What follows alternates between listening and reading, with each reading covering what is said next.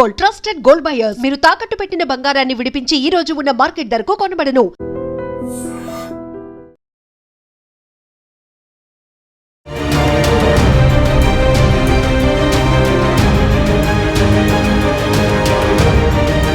భారతదేశంలో తొలి హైడ్రోజన్ రైలును శుక్రవారం రోజు ప్రధాని నరేంద్ర మోదీ జెండా ఊపి ప్రారంభించారు. ఈ రైలు హర్యానాలోని జింద్, సోనిపట్ మధ్య నడుస్తుంది.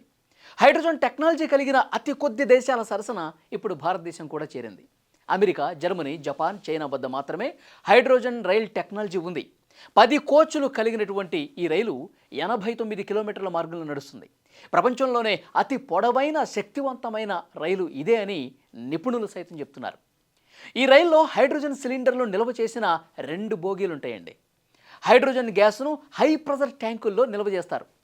ఈ మొత్తం రైల్లో అత్యంత కీలకమైనది 1200 కిలోవాట్ల proton exchange membrane fuel cell, PEMFC అంటారు.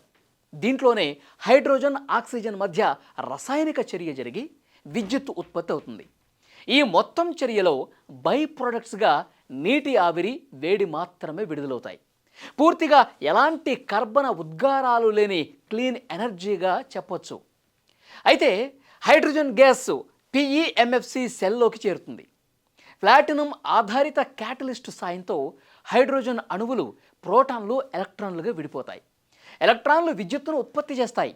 ఇదే సమయంలో బయట వాతావరణంలో ఉండే ఆక్సిజన్ ఫ్యూయల్ సెల్లోకి ఎంటర్ అవుతుంది. హైడ్రోజన్ ప్రోటాన్లు, ఎలక్ట్రాన్లతో కలిసి నీటి ఆవిరి, హీట్ని ఉత్పత్తి చేస్తుంది. ఇలా తయారైన విద్యుత్తు లిథియం ఐరన్ ఫాస్ఫేట్ బ్యాటరీల్లో నిక్షిప్తమవుతుందన్నమాట. ఇది ఇంజన్కు అదనపు శక్తిని, యాక్సలరేషన్ను అందిస్తుంది.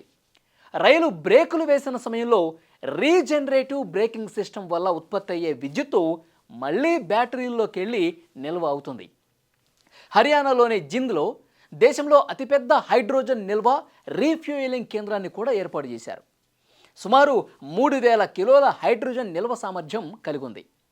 NFPA2, ISO 19880 అంతర్జాతీయ భద్రతా ప్రమాణాలకు అనుగుణంగా దీన్ని నిర్మించారు.